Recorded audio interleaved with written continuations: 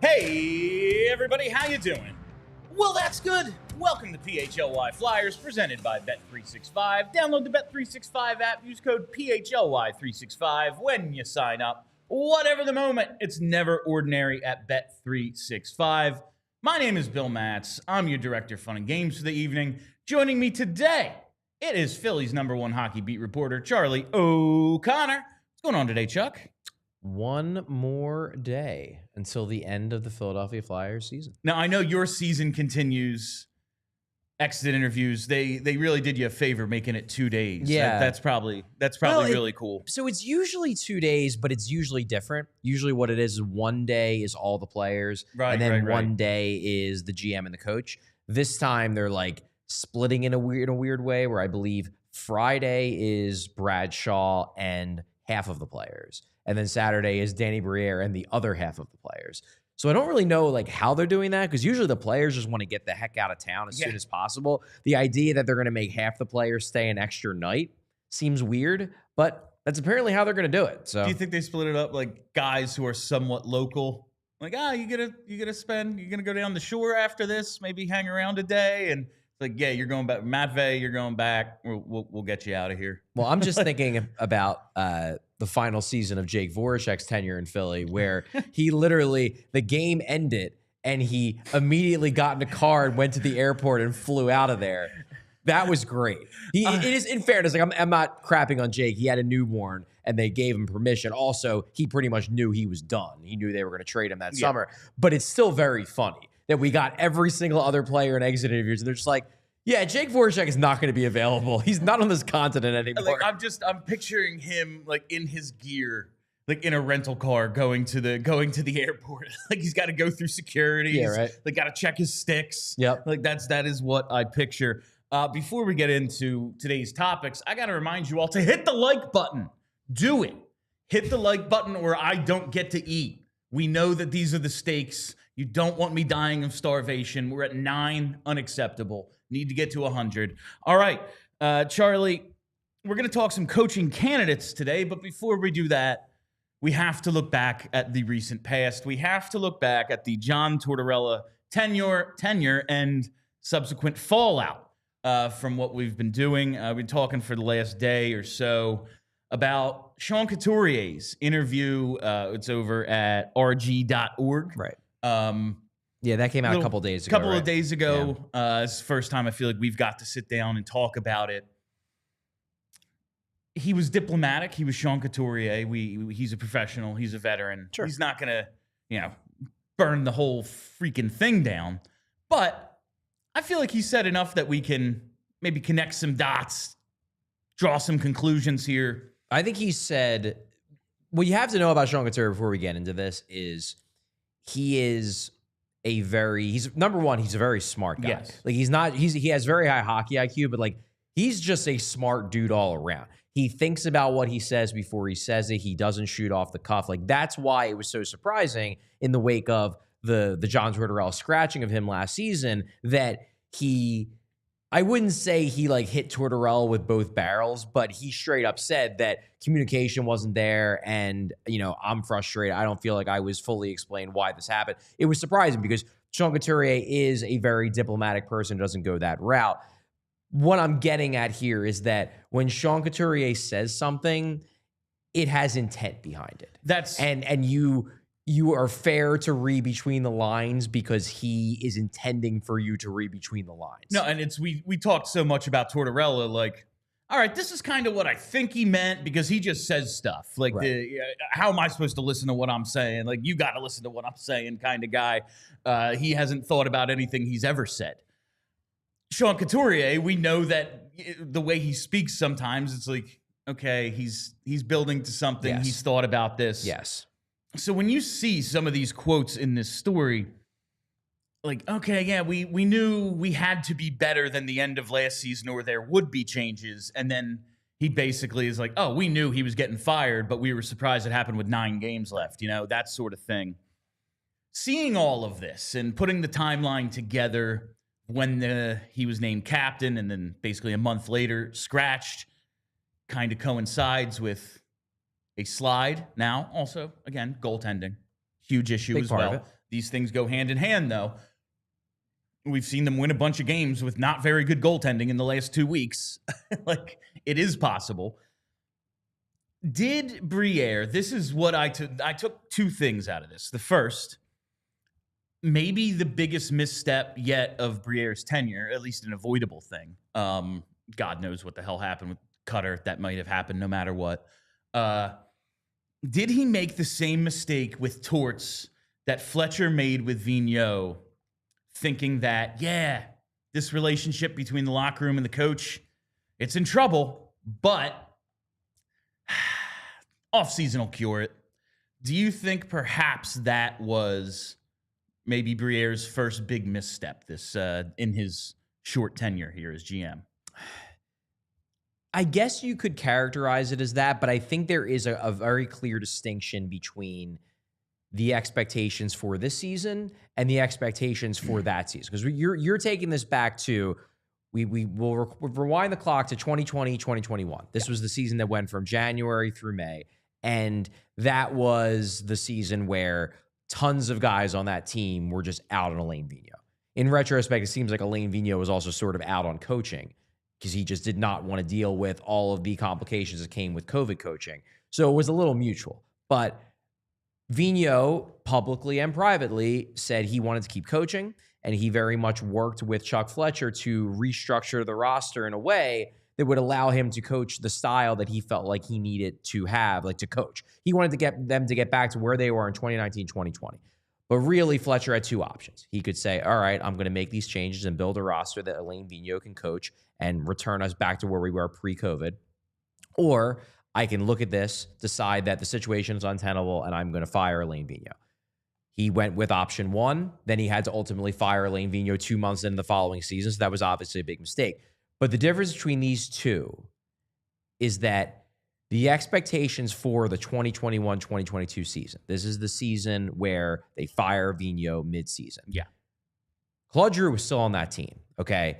This was a team that went into that year expecting to prove that 2020, 2021 was a one-season anomaly, and they were actually the team for 2019, 2020. If you spoke to the Philadelphia Flyers brass internally, they expected not only to make the playoffs that season, but they expected to be a contending team that season. They thought they were good enough. Now, some things were out of their control. Ryan Ellis only playing like 4 games. Couldn't have seen that coming. But it was abundantly clear that the scars from the previous season did not heal by the offseason and by removing guys like Ghost and removing guys like Voracek, who were particularly anti-Vigneault.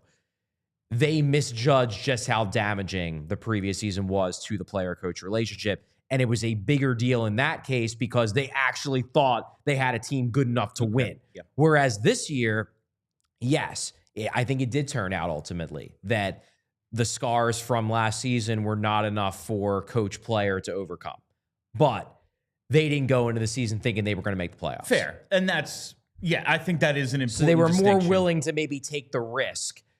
It was more justifiable to take the risk this time as opposed to last time when, like, this might be the last year of Claude Giroux's time in Philly. Like, maybe we should give him the best chance of winning. And that absolutely does make sense. However, just going back to that Fletcher thing, not that we haven't talked this to death over the last 5 years. It's crazy. Yeah, Ghost, Voracek. Can't believe team didn't get better when you removed good players. Crazy. Just crazy thought. Maybe. Yeah, but they replaced them with Cam Atkinson and Rasmus Ristolainen. No, all-stars. Risto has been very good And lately. Cam was good the first year. He had a very good first season here. Absolutely. This choosing coach over player thing it's been a plague for like 15 years. But aside from that, my other big takeaway here, thinking that maybe this relationship, they knew, all right, this is a risk. But do you think Matvei Mishkov getting 1 year under John Tortorella, in their minds, was worth the risk? Like, yeah, this might ultimately blow up, or we might have to be replacing him. And listen, Briere was even like, oh yeah, he's going to get, a year under Torts. It was like, a year, huh? He's got two left on his deal. Now, that could just be, something he said, but maybe we can read into it a little. Do you think that was part of the calculation? Like, we really want him, despite all the flaws, we think John Tortorella will be good for Matvei Mishkov. Therefore, it is worth all the other BS potential. I'm skeptical of that reasoning. Okay. I'm skeptical of that reasoning because, number one, I think they made the decision to keep Torts long before they knew that Mishkov had a good chance of coming over sooner than expected. I think that I don't know the exact timeline, but I think they were they were the idea that it was we know Mishkov's coming, so we got to keep Torts. Like, I don't think that's the way the timeline lined up. Now, were they sincerely excited to have Mishkov play under Tortorella? Yes, they were. But I think that even if they knew that there was zero chance Mishkov was coming over, that he was going to have to at least wait another year, I still think they were keeping Torts, because I think at the time, at the end of last season, despite the fact that multiple people were reporting that there was a big rift in that room, I don't think the triumvirate, and I guess not the triumvirate because Torts is part of the triumvirate, but Danny, Jonesy, and Hilferty, the three guys that have decision-making power, I don't think any of them wanted to let Torts go then. All right, so just because this is something Kelly and I talked about last night, and I want to put a bow on that, I hypothesized that possibly Comcast may have made it known they weren't interested in paying Torts not to work for 2 years after they just did that for 2.5 years with Vigneault. And they got at least 1 year of paying only one coach, I do wonder if that had something to do with it. But if they had already made that decision, they weren't going to fire him coming into this season. So I suppose doesn't matter. That's not a part of the I'd like equation. to think that money in that sense doesn't come into the equation, because I'd like to think that the Flyers have a big enough budget from Comcast, and Comcast has deep enough pockets that if Jonesy and Danny go to Hilferty and say, we think that we need to make a coaching change, that Hilferty is not going to say, well, I don't feel like burning $4 million. I want the Flyers' competitive advantage to be, we will spend anything in terms of raw money to make this team win, because that is what will be the Flyers' competitive advantage. Now, they don't have a salary cap competitive advantage like they had under Snyder in the old days, but they do theoretically still have we have more money than basically everyone not named the Toronto Maple Leafs. And if that was part of the calculation, that concerns me a bit, because I want them to be willing to burn money to make this team better. And this was obviously Kelly and I, poor Comcast. That's what we talked about last night. Yeah, it was $9 million between the two coaches, because Vigneault was on a 5x5. Yeah, he was on a very, very lucrative deal. And it was 4x4 for right. Torts. Right. So maybe they didn't want to, but just as an aside to that, if I'm them, yeah, if we're competitive, I'm willing to burn money. If we're rebuilding, perhaps not. I think here's what I did hear some scattered rumors that it did play into the reasoning of why they didn't, when Hilferty came in, why it wasn't an option to get rid of Torts 1 year in, because to a 4-year deal. Yeah. That played into it. It was look, we all know he's a good coach. He has 3 more years left on the deal. No, we're not going to let you, new potential president of hockey operations, come in and fire him and have us pay his contract for 3 more years just because you want your own guy. I do think that may have played a role, but I'd like to believe that last year, if Briere and Jonesy would have went to Hilferty and said, we've taken the tenor of the room and we can't bring this guy back, it's too toxic, that Hilferty wouldn't have said, sorry, guys, he's got $8 million left on his deal, and I ain't paying that. I really hope that didn't happen. And I mean, quite honestly, Matvei Mishkov jerseys would probably cover that $4 million, But they were getting that anyway. I'm just saying. But maybe money comes into the play here. But I just wanted to put wrap that conversation I'm not up. saying money doesn't matter. I'm just saying that I hope that in that situation that saving $4 million wouldn't have prioritized the hockey ops guys telling you need to fire this coach. All right. Last thing on the Coots interview. We've talked so much, and the organization really has talked so much about the importance of culture building, fixing the locker room from what was, in the Vigneault fallout. Do you think this situation from last March through, basically this March, undid a lot of the work they did to rebuild, or was it literally, we just don't like Tortorella, everything else is cool? Yeah, I think it was that. Because, and you know why I think it was that? Because I didn't see a team that quit. Yeah. I never saw a team, even in those real bad games, right before Torts got fired, I didn't see a team that wasn't trying. I saw a team that looked mentally drained by Torts. Yes. But I did not see a team that stopped trying. Even a couple, like 1 or 2 games where I thought maybe they were sleepwalking a little. All of a sudden they had 12 shots in the third period. And I was like, they're actually trying to win this game. 1, they just can't because they're not very good. And 2, yeah, they're freaking exhausted because playing for John Tortorella, like playing an NHL season, exhausting. Add on to that the Tortorella show. I assume that takes a lot out of you. It had a totally different feel for me, and bring it back to where this conversation started. Totally different feel for me than when in the couple weeks lead up to the Vigneault firing.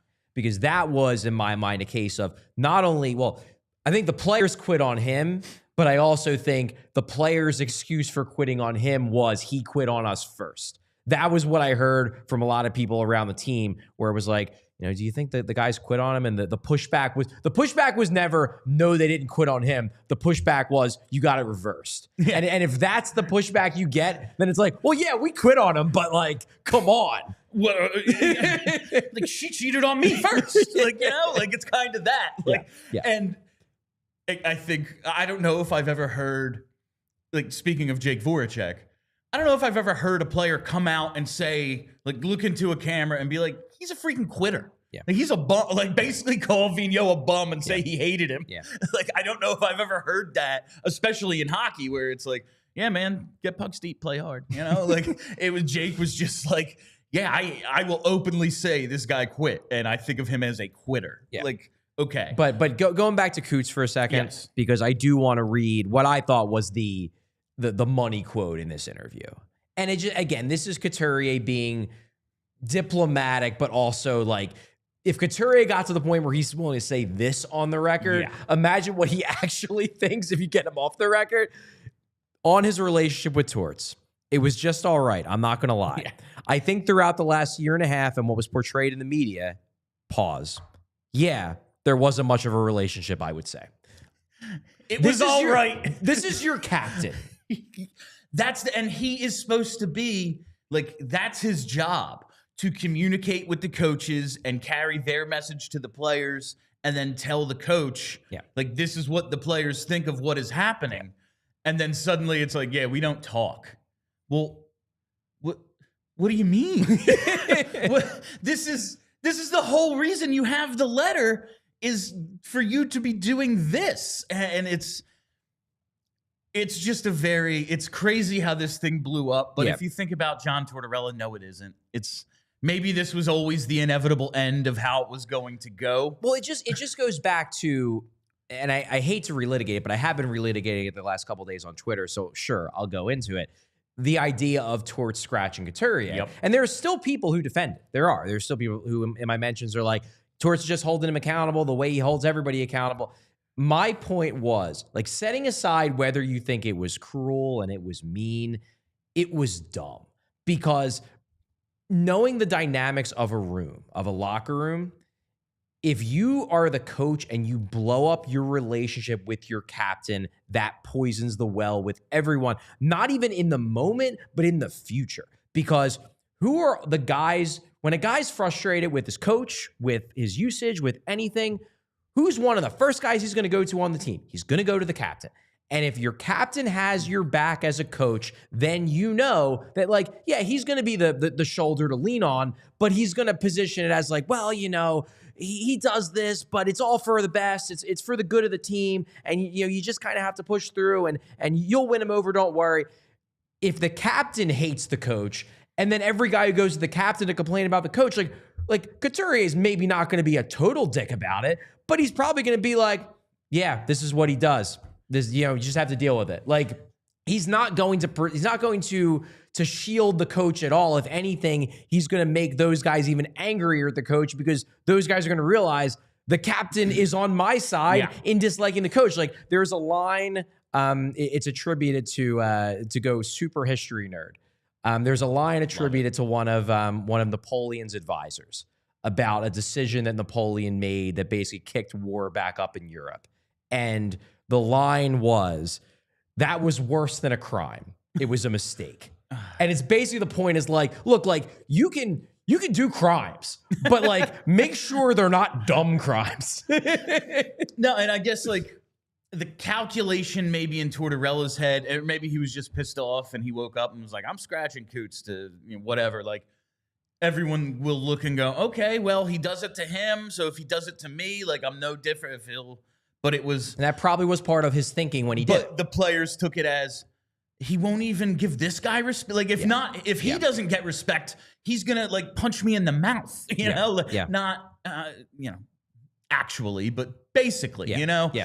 Like, and that seems to be how the players took it, and it really feels as if nothing was ever back to even with the player relationship with the coach. And this is the way it went. And now the result. Now we are looking for the replacement. But before we get into today's coaching candidates, got to take a couple of minutes to tell you about some sponsors. All right, our first one here today, have it on set with me. It is our friends at Lucy Nicotine. That's right, Lucy Nicotine pouches. You see, I have my 4 milligram wintergreens right here with me. Whatever your flavor of choice, highly recommend the cinnamon and the apple ice. Check them out. Whatever your flavor of choice, Lucy is always 100% pure nicotine and always tobacco-free. Lucy comes in pouches and breakers. What are breakers? They're nicotine pouches with an extra surprise. Each pouch holds a capsule that can be broken open to release extra flavor and hydration. Me, I'm more of a regular pouch guy, but I know some people who really love the breakers. Whatever your choice, you got to set yourself up with a subscription and have Lucy delivered straight to your door. You got to level up your nicotine routine with Lucy. Go to lucy.co/PHLY and use promo code PHLY to get 20% off your first order. Lucy has a 30-day refund policy if you change your mind. Again, that's lucy.co/PHLY and use code PHLY to get 20% off. And here comes that fine print. Lucy products are only for adults of legal age, and every order is age verified. Warning, this product contains nicotine. Nicotine is an addictive chemical. And while we're here, it's Ashley Furniture time. That's right. The low prices at Ashley, they're a-bloomin'. That's right. So spring into savings at Ashley Furniture. Save up to 50% off living rooms, bedrooms, and dining rooms, and have it all delivered for free.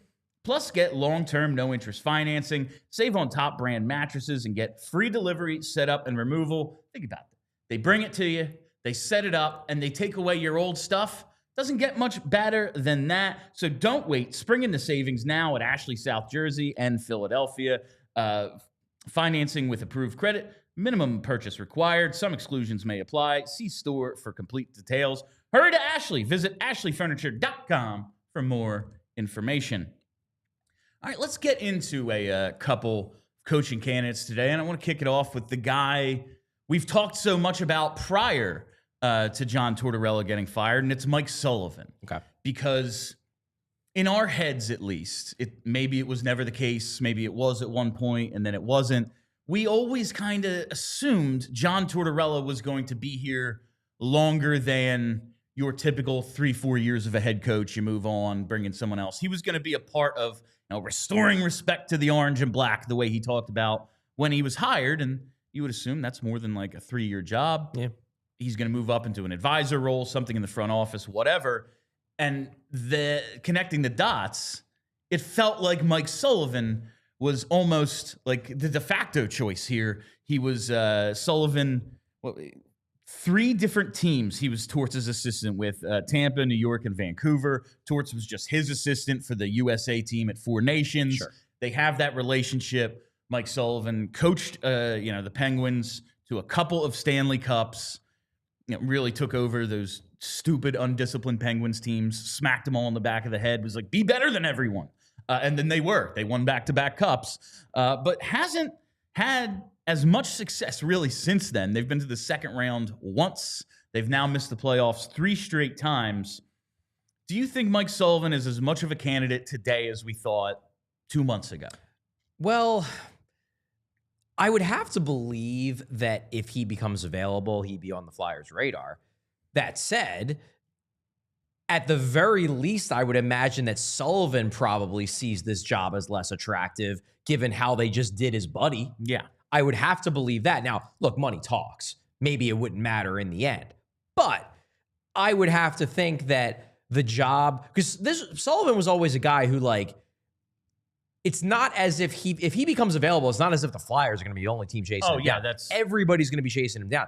He's going to be a guy you are going to have to convince to become your coach. As you said about David Carl, he's interviewing you as much as you're interviewing him.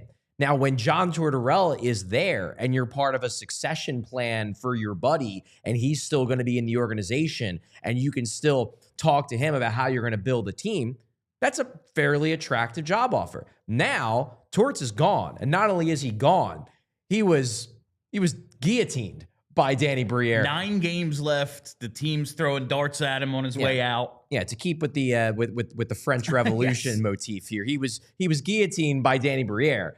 And now Danny Briere is going to go to Mike Sullivan and be like, hey, come coach my team after I just chopped the head off of your bud. Like, I'm not saying it can't happen, but I'd have to believe it makes it less likely. And then there's the simple fact that there's no guarantee Mike Sullivan's going to leave Pittsburgh. That's another thing we always have to remember. Mike Sullivan's still the coach of the Pittsburgh Penguins. Yeah. Now, like, listen, the back-to-back cups in, 16 and 17. Since then, the Pens have lost in the second round, then went out immediately 4 straight years, and now they've missed the playoffs 3 consecutive seasons.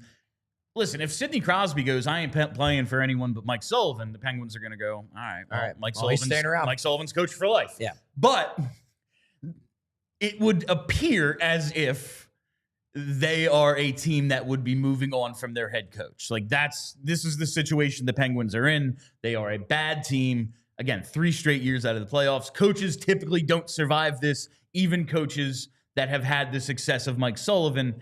And that's kind of, they all know the deal. Yeah. They all know they're hired to be fired. Sure. They say on Nasty Knuckles all the time, like they were moving Peter Laviolette in when he gets the job replacing John Stevens. And he goes, and guess what, boys?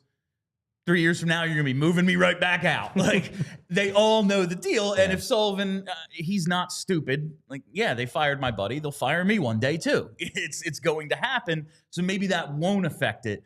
But it seems maybe just less likely that he'd see this as an attractive job without Tortorella and that succession plan, like you said. Like, that ultimately is what it comes down to. That's where I'm at, because I've been open about this. Like, I like the idea of Mike Sullivan. I think he's a very good coach. I don't blame him for the decline of the Penguins. I blame next question. The roster that has been built, that it is just not very good around the guys who are still good but not as good as they once were. I think he's a very good coach, and he does address one of my concerns about the Tortorella successor, which is I worry that the Tortorella successor, if you go too far on the like nice guy route, that everybody's just going to take advantage of him, because it's like, well, the mean guy's gone. Now it's substitute teacher time, and we're going to do whatever we want. And all of the benefits of having Tortorella, the better structure, the strong system, the discipline, the conditioning, that's all going to fall by the wayside. Sullivan strikes me as someone who won't be as dickish as Torts, but will still have the respect and the willingness to still be enough of a hard ass that you won't lose the positives of Torts, but you'll remove the negatives of Torts going way too far and just like operating in a world of everyone's on edge at every moment of every day of their lives. So that's why I like the idea of Sullivan.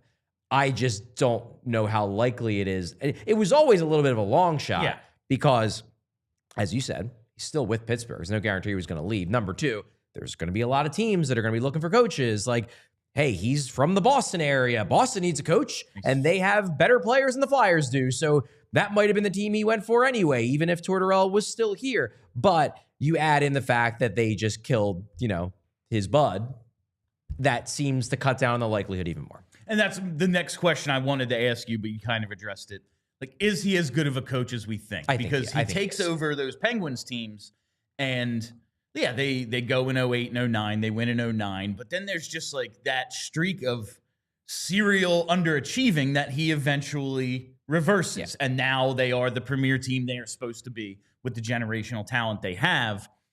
But this slide that we have seen since then, maybe some will want to blame the coach a little, but you just look at what they have. I look at the roster. You look at the roster, and it's not even like you look at the Blackhawks, and it's, yeah, man, like Taves and Kane, maybe not what they were, and they're making 10.5 each or whatever it was.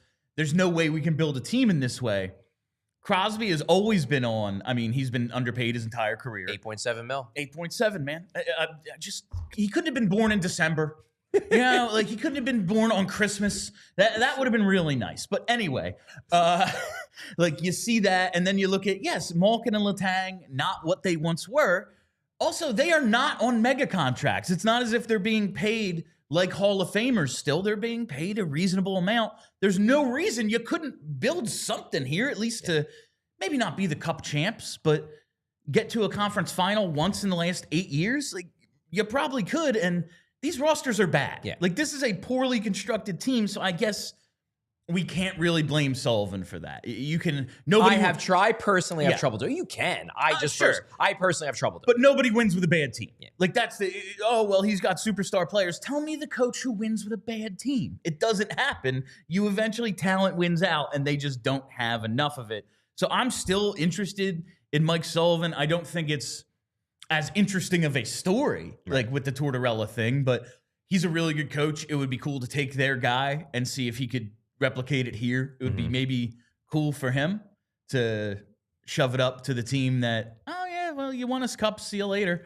I'll go to your biggest rival and see if I can turn them into a freaking contender the way I did here. Like, that would be cool. It would be very Fred Shero goes to the Rangers. Yes. It would be very absolutely replicating that sort of vibe. 100%. Yeah. So we'll see. But I just think it's far less likely now. And that leads us to a guy I find to be an interesting candidate. I don't even know if he'll be on the radar. And once again, we're going to talk about Andrew Brunette.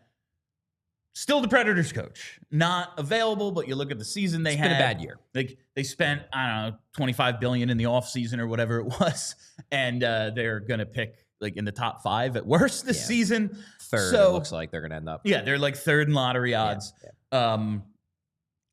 Coaches get canned when they don't meet expectations, especially for a team that made the playoffs last year and made the moves they made in the offseason. They won the offseason by far, and then had one of the worst years in the whole league outside of the 2 teams that are losing on purpose. Right.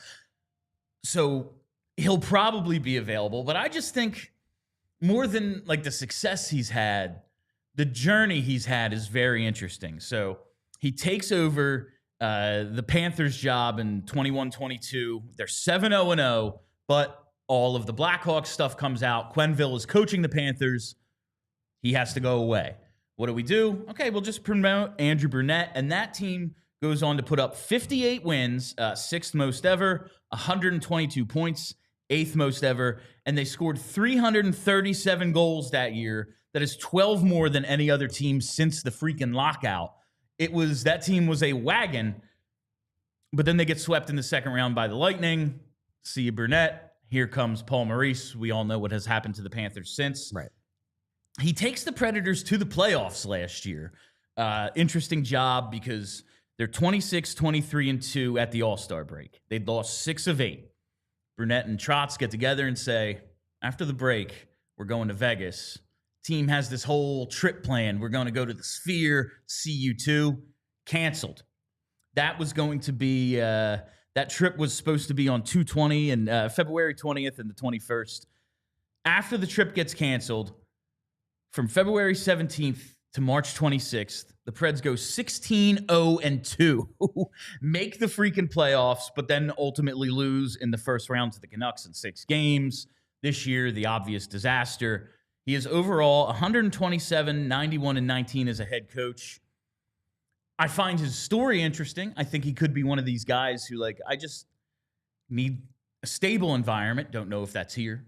We are the Flyers. Can't exactly call us a stable environment. But maybe with the right environment, he could find the success he's had, at least in the regular season, for 2 of his 3 years as a head coach. Does he interest you at all? I think the word that you use that basically sums up my view of Brunette is interesting, but not interesting in the sense that I want to race to hire him. Just that I have mixed feelings about Brunette. So here's my view of Brunette. He obviously takes over for Quenneville after that whole thing goes down. Does a very good job of just riding with Quenneville's system. It was like what he basically did is the previous owner of the car of this, beautiful sports car passes away and he inherits it. And for a long time, he was just able to ride the car. But the problem is that he has no idea how to fix the car when something goes wrong. And the first time he needed to actually make adjustments to Quenneville's system, he couldn't do it. And then they got crushed in the playoffs because the playoffs, in an individual playoff series, you need to start making adjustments. He proved incapable of doing that, and that's why they let him go. That's why they get Paul Maurice, and then Paul Maurice leads the Florida Panthers to a cup final and then a cup title. So, okay, gets another job with Nashville. I was very, very impressed with what he did in Nashville last year. Not just because that was a team that at that All-Star break, like, they were talking about rebuilding. It was like, we're in a rebuild. This is, we're gonna play out the string and whatever. End of that season, they were playing great hockey, but what intrigued me the most about it was that they were playing a completely different style of hockey than Brunette coached when he was riding out the string with Quenneville's style. And then I'm watching them in the playoffs last year because they lost that series against Vancouver. They outplayed the Canucks. It was a tough series. They were the better team. They were the better team. Basically, Vancouver just PDO'd them to death. There were games where they got outshot, where Vancouver got outshot 40-12, and they somehow still won in overtime because they were the luckiest goddamn team in the world. Nashville should have won that series. And I watched that series. I'm like, man, Brunette maybe figured it out. Maybe he is a really good coach. He's now shown that he's able to coach 2 totally different styles pretty darn well. Then this year's a disaster. So now it's like, is he even that good of a coach? And I don't know. And I think you put it really well with the Quenneville thing, because Barry Trotz is still there in Nashville. He's just moved up to the GM spot. It seemed like it was maybe a little bit of a collaborative effort. Certainly could have been. They're kind of just carrying over what, an excellent coach in Barry Trotz had been doing. And then this year, it's maybe a little bit more of the Brunette show, and we've seen the results. Now, maybe it was, they won. They got the big names in the offseason, but there's a reason the Lightning let their franchise legend and team captain walk. There's a reason Jonathan Marchessault is, one of the original misfits, and Vegas was like, it's fair. Yeah, maybe all these things were a little bit of bad roster management more than let's fill the holes that we have rather than try to, we're spenders now. It's Nashville. We're not just this small market team anymore. Maybe it was a little overzealous in the offseason, but the results are the results. The team's freaking horrible. Yeah.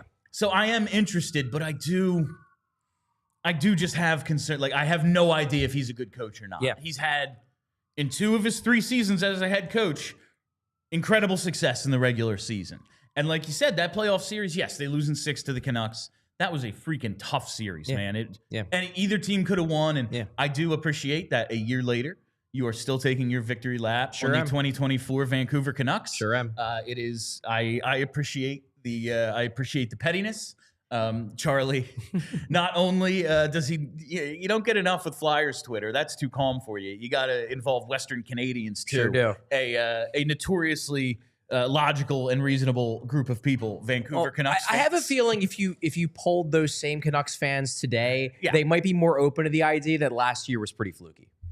Of course they would now, Charlie. Of course they would now. But you didn't say it now. You said it back in freaking November of 2023. This is why I have courage. Yes, you are nothing if not courageous. But yeah, Brunette, like, is there a world where I could see him taking what he learned in both of these spots and coming up with this system where it's a combination of the high-flying system that Kelly loves so much in Florida, and then taking a little bit of what he learned from Trots and then making it into this, like, perfect, like, amalgamation of, like, the best of defense and offense? Yeah, and that's really exciting and intriguing to me. But I have no reason to believe he can do that other than just like, well, wouldn't it be cool if he did? What if the Matvey Mishkov line plays like that 22 Florida team and the rest of the team plays Barry Trotz hockey?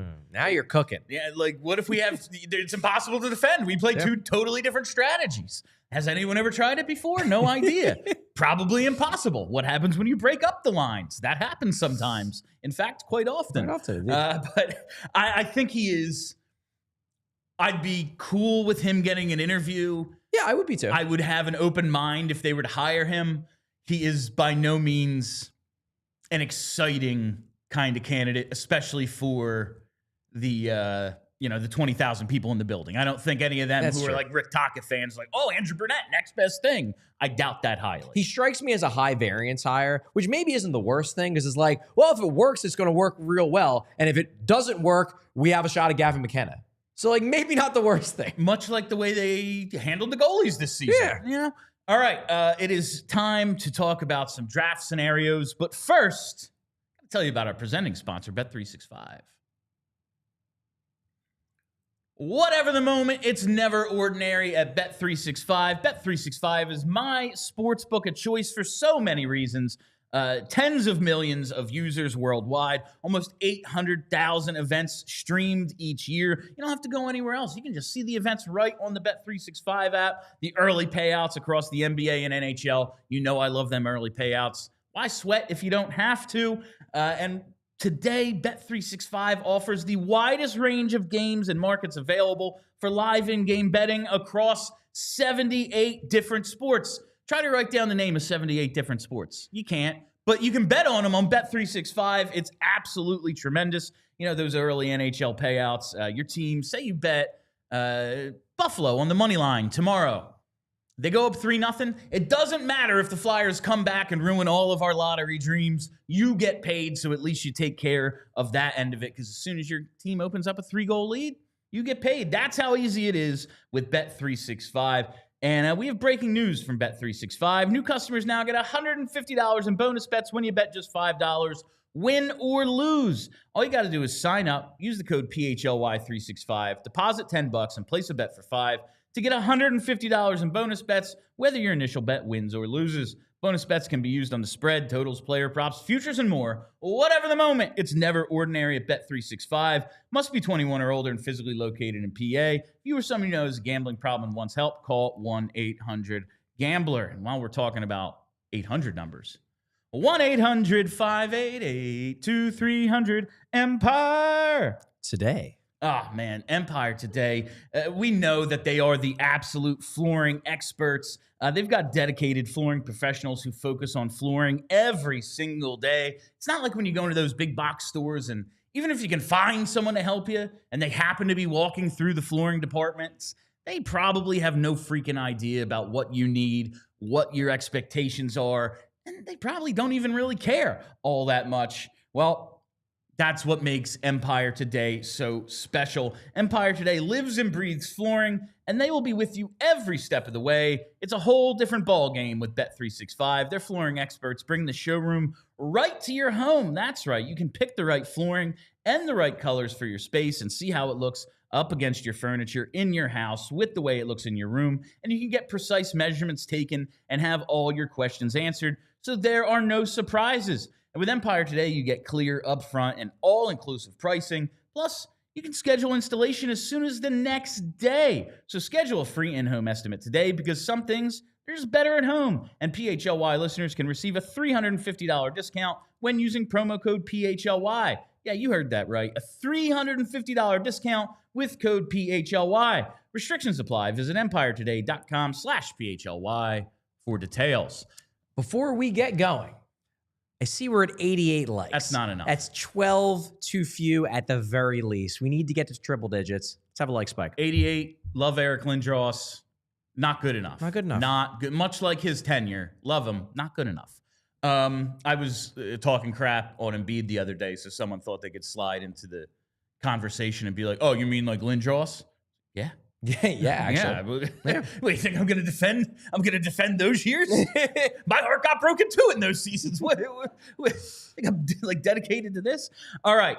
Speaking of heartbreaking seasons, listen, it hasn't gone. Hey, we're already at 100. Ah, there we Love go, that. people. There we go. Love On the road that. to 420. Love to see it.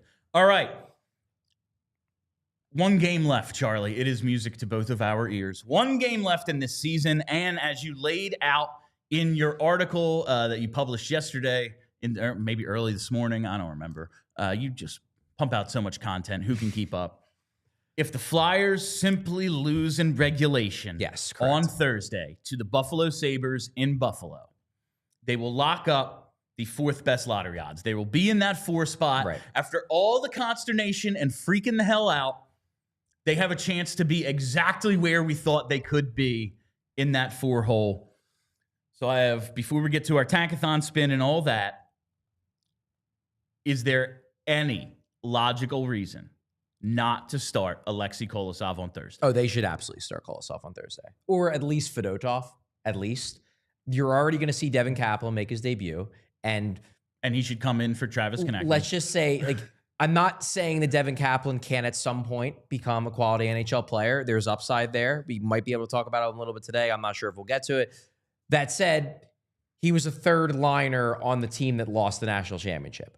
I don't think he's going to be an impact guy in game 1. He's probably going to be a downgrade over almost every forward currently in the lineup, except like maybe Nick Delorier. And Carson Delorier has been playing some good hockey. And Carson Dorwart. He might be better than Carson Dorwart. Yeah, sure. But like, if you, this is when you could have the conversation with TK and be like, you've been dealing with a wrist injury all year. You know, maybe sit this one out. Do we know that? We need to get the kid. No, I don't know if he's hurt. I'm just asking. I'm asking if you're breaking No, news or I'm you're not- just no, I'm carrying on my I'm conjecture. not breaking news. I'm saying that, like, if he's banged up at all, this is when you can get away with telling him, like, look, why should we risk you getting hurt further? You can't do it with 2 weeks left in the season. You might be able to do it for game 82, especially if you position it as like, we want to get the kid in. Like, you know, take a step back. Let's get the kid in.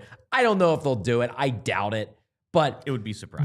They got to sit somebody to bring Kaplan in. I don't think it's going to be Mishkov, so we'll see. But yes, I would say I would not go with Ersson in this game. I would go with one of your 2 weaker goalies.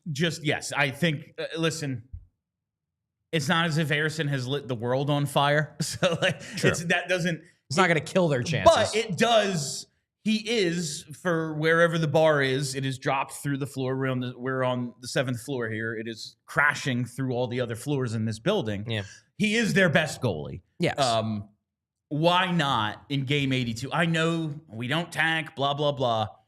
You play the cards you're dealt. You do the best thing for your organization, and that is lower your chances of winning the game. Plain and simple. I think this is a game where you position it as, we're going to take a look at the kids. Not just like the kids in a sense of we're going to dress all kids because they can't call anybody up really. But you say, we're going to play Alexi Kolosov in goal. We're going to play Devin Kaplan and we're going to put him on the power play. We're going to use Emil Andre and we're going to give him 22 minutes. Like, and you position it as, we want to see how they do in these roles, knowing that there's a good chance they're not going to do well. But hey, last game of the year, this is our time to give those kids a chance now that it really doesn't matter. Knowing that the likely byproduct of that is decreasing your win probability. That's what I would say you do in this game. You know what they say, Charlie? Last game of the year, got to hold everything back. Got to hold everything back. All right. So the draft scenarios that you laid out in your article, to have the fourth worst record, the 4th best lottery odds, they need to lose in regulation. That is the best possible outcome. Right. They cannot be in the 5 hole. That is not something that is on the table for them. For the 6th best lottery odds, they go to overtime. Whether they get 1 or 2 points doesn't matter. They get at least 1. And then they could fall as far as 7 if they win in regulation. Right, because Buffalo is one of the teams they're battling with for spots, Yes. which is what makes this game so fascinating, because it's kind of rare that you see one of these, like, 2 teams where the only thing they're theoretically playing for is draft lottery odds. against each other in the final game of the year. I'll be interested to see which team more shamelessly sets themselves up to lose. The reason I am confident the Flyers can do the right thing and lose this game in regulation is while, Buffalo needs all the help it can get, it's not as if they're short on high-end draft picks. Like, that's not their problem. True. Their problem is, I don't know, like, just bad ownership, a bad GM. There's a reason why I've said that I think Buffalo is the perfect spot for John Tortorella. That underachieving team with some skill. Yep. You guys need a kick in the ass. Yep. I do believe that it's an actual possibility if he chooses to coach again. Sounds like he wants to. Absolutely. So with all of this in mind and one game to go, it's time for that Tankathon spin. That's right. Last time before we get to game 82, Flyers in that 5 spot. I think they're 6th here. It looks like they're 6th. Just refresh, perhaps, or reset. Reset. Yeah. Okay, they're still 6th. You know what it is? I think they're still 6th because of the tiebreakers and whatnot. They have to. Okay. They have to catch up in games. All right. Whatever it is, Julia, spin that wheel. Yeah, sim lottery, please. Yeah. I'm like a robot. Hey! They did it! I can't actually see it, but it's Philadelphia is the longest word. The Flyers did get the #1 overall pick. This is the first time we haven't. This is the first time. This is the first time we haven't moved down in forever, and they get all the way up to 1. Have you guys gotten one during a post game? Because the only one I've been on is one time they jumped to 2. Maybe like when we first started weeks ago, but it has been a long, long time. Not one that I can remember. So you see right there it is. This is the reason it's so important. Increase those odds a little bit, and boom, you could end up drafting Matthew Schaffer. So it's basically looking like it's either going to be 4th, 6th, or 7th. Now, that's just the odds. Obviously, you could win the lottery, which is something that you like. I want to give you some crap on this, Bill, because every time you talk about like, well, here's where they could be, but they could fall 2 spots. It's like, you're ignoring the possibility they could move up too. That's an option at any of these spots. I think I always lay out that it's important to have the best odds. Yes, you can win, but in the worst case scenario, say this is a 5 or 6 guy draft. Well, if you fall out of the 6, like that's why it's the most important. But yes, obviously you want a chance to draft 1 or 2. I just think it's a little. It's a little bit. Are you telling me I'm being pessimistic? It's a little pessimistic. Is that what we've come to? Because Charlie is feeling the offseason so much that he is the optimistic one now. Yes, I'm just saying don't dismiss the possibility of like if they happen to end up picking 6th or 7th, yes, they could theoretically drop down to 8th or 9th. But they could still win. They could also jump up to 1 or 2. That's also a possibility. We have seen them in a move that would now be illegal. You can't even jump from 13 to 2. Yeah. We have seen it. They had like, what, a 2.1% chance and ended up moving up to 2. Yeah, highest you can move up from 13 is 3. Yeah. They could jump to 3 from 13. All right, real quick. Say they were to win, Charlie. See, I'm being optimistic. Okay. Say they win that 1 spot. Yes. Think it's going to be Schaffer? I do. I really do think that. Despite the glaring hole at center. Yeah, but I think the way they look at it is, number one, they're in no position to pass on someone who their scouts may have evaluated as the top talent in the draft. Number 2, they need centers. They also need a number 1 defenseman. That's clear. None of these guys they have look like number 1 defensemen. Matthew Schaffer, it seems like over the course of the season, has convinced more and more people that he can be a number 1 defenseman on the like Miro Heiskanen level, which, I would take that. That'd be cool. I get the sense that the Flyers, basically what I've heard, that it seems like thus far in the process, they are in agreement that Schaffer is the best prospect in the draft. Now, that could change as the scouts have, meetings and they do more viewings. We still have the under 18s coming up. So there are more opportunities for them to change their mind. But I would bet they take Schaffer and look at it as, this is the guy in the draft who we think has the best chance of being a superstar, and we need a superstar. All right. Is there one dude on this? I laid out like the top 12 or 13 prospects here. We don't need to go through all of them. Is there one dude on this list that you think they want a flyer? He's a flyer. Ooh, that's a good question. I mean, I would say 2 guys. Porter Martone, to be sure. because of the fact that he's big. He plays physical. The guy he often gets compared to is Matthew Tkachuk. Now, he isn't quite as much of an agitator as Tkachuk, but he has that element to his game. He likes to get under people's skin. And there's the simple fact that, like, as long as the Philadelphia Flyers are the Philadelphia Flyers and they don't have a Matthew Tkachuk type, fans are going to scream at them forever that they need one. And generally speaking, you only get those guys in the top 10. This would be an opportunity to get one of those guys. So he's one. Caleb Desnoyers, too, I think, fits the Flyers mold. He is a physical player who is a high hockey IQ guy who makes everybody around him better. The more I watch tape of him, the more I could see him being a guy that they fall in love with. All right, I just want to make this quick announcement. We are going to pick Tuesday and Thursday's keyword winners together on Friday's show. Kelly and I will be here. We're going to pick those winners. I hosted the Gargano show this morning, and then I went home and fell asleep instead of writing down the names and cutting them all out and putting them in the bucket. My bad. But this gives you plenty of time, if you haven't already, to go back and listen to Tuesday's postgame and DM the keyword to us on Blue Sky or Twitter. So there you go. You get more time. You get we'll do 2 winners on Friday's show.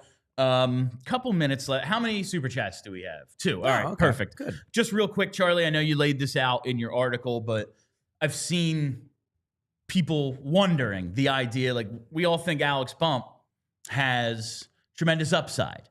A guy who could maybe be in the top 6 on this team one day. He's on an ATO. He's with the Phantoms. His ELC kicks in next year. Meanwhile, Devin Kaplan, you just said, like, yeah, maybe one day he's a bottom 6er or something, but we'll see. They're burning a year of his ELC reasoning. Well, so before last night's game, I had the opportunity to chat with Danny Briere up in the press box for an exclusive interview on these prospects. I wanted to get an idea of the logistics of everything, how it went down, why it went down, just to give everybody all the context necessary. And what Briere told me about Alex Bump is that the reason why he took the ATO and then will have his contract start next season was because that's what he wanted, is that Alex Bump thinks that he will be better prepared for NHL training camp next fall, end of summer, early fall, September. Sure. If he goes through an AHL playoff run and has multiple professional games, as opposed to getting in one NHL game and then being done. He thinks that this path gives him a better chance of making the team out of camp next season, and he was willing to pass up the opportunity to burn a year in order to get that. So expect Bump to play the entire playoffs for the Phantoms. Hopefully that goes long, and he gets in a lot of games and plays well, and then maybe he can go the Matt Reed path, where Matt Reed played real well at the end of a season for, I believe it was then the Adirondack Phantoms, I think. I believe so. And then made the team out of camp the very next season, had a really strong year where, he's a 20-goal, 40-point guy. That would be great for an Alex Bump rookie year, and it seems like that's the path he kind of wants to take. And I think that's something that's going to play well in Philadelphia with the fans. I was going to say, talk about pandering isn't always bad, Yeah. Get that reasoning out there, Danny. Yeah. That's good stuff. If you want to read this full article, go to allphly.com right now. And you're like, well, paywall, not a diehard. Here's your chance. It's a good time. It's a great time to do it. $36. It's our NFL draft day offer. And here's the thing. You even see on our Flyers show, it's a green logo and everything. A little internal competition here. What if the Flyers show, the rebuilding terrible team, sold more of these diehard subscriptions than the Super Bowl champion Eagles team? Just saying, while Zach's out on his book tour doing, whatever crazy celebrity stuff he's doing, we actually sell more. What if? It'd be pretty cool. Help us out, fam. And also, I've got a lot of articles coming. It's the end of the year. I'm right now working on a big piece, sort of breaking down, because I didn't really have an opportunity to do it in the immediate aftermath of the firing, but I really want to get like my full-fledged analysis on the John Tortorella legacy and whether it will be thought of positively or negatively. And I think the spoiler, a lot of it's going to come down to what happens next with the Flyers, is how his tenure is going to be viewed in retrospect. But it's going to be long, but it's going to be very in-depth. That's coming. And then obviously I'll have pieces on, the final game of the season tomorrow, and then on the multiple days of exit interviews. And all of those will be behind the paywall. So if you want to read them all, it's a great time to become a diehard and read them all for a very reasonable price, I would say. $36 for the year. And Brian Westbrook. here is another reason to go to allphly.com. It's because we're going to overtime. So go there for more of the show. All right. And overtime is going to consist of the super chats that we have to knock out here. Let's see. From Plots 4. Plots says, I've been dying for 30 years for some real actual Flyers sports radio talk, and low-key resented the other teams for it. Thank you for bringing it. Hey, man, that was my whole thesis when we started this Sons of Penn show, and then that turned into BSH Radio, and that turned into this. I'm tired of being the why don't they talk Flyers hockey on sports radio? Well, instead of complaining about it, we just started doing it. Yeah. And here we are. So thank you very much for finding us and enjoying us. Yes, thank you very much, Plots. And tell all your friends, because the more people that find this show, the better chance we have of lasting a really long time. And then I never have to get a real job. All right. That's really what we're here for. We want to make sure Bill never has to go back to actual work. You don't want me in society. You want me here, captive. It's just safer for all of us, It's just better. You want me making your food? You don't. I'm going to be honest with you. You don't. He's done it before. I did it for 10 years. Sorry. All right. From Austin Mancini to wrap things up here. Charlie, besides the team feeling more free and, for lack of a better term, what stylistic play differences has the Shaw team had compared to Torts? Very little. I've actually asked him about this and more or less said, look, I wouldn't really want to make any change because he was part of the process of building this system. He was in Torts's staff, and that's a collaborative thing. They build the system together as a staff. So he basically said, look, I don't think I would want to make many changes, but even if I did, there's just not enough time. I mean, there's 9 games left when he takes over. What are we going to implement? Oh, yeah, we play man-to-man defense now. Yeah. I doubt it. No, there have not been any major, really not even any minor stylistic changes. Now, there are things that five forward power play. Well, yeah, but that preceded Did it? Yeah, that was a Torts thing right before he got canned. All right. Yep. So that was not actually a Brad Shaw innovation. I would say that because of the increased looseness, at times they probably look a little bit different, but I think that's more a byproduct of they're not terrified they're going to get benched if they mess up anymore. I don't think that's because they're playing a different style. It's just it's going to look different because they're not scared to death. That's last night. Nick Seeler had 4 or 5 blocks, and the other 5 defensemen combined had 5. It was everyone's just playing a little looser, maybe, but it's not an actual difference. It's just Mean Man isn't going to yell at me. Right. I think that's the big difference here. All right. That's all the time we have for you today. This has been PHLY Flyers presented by Bet365. Download the Bet365 app. Use code PHLY365 when you sign up. Whatever the moment, it's never ordinary at Bet365.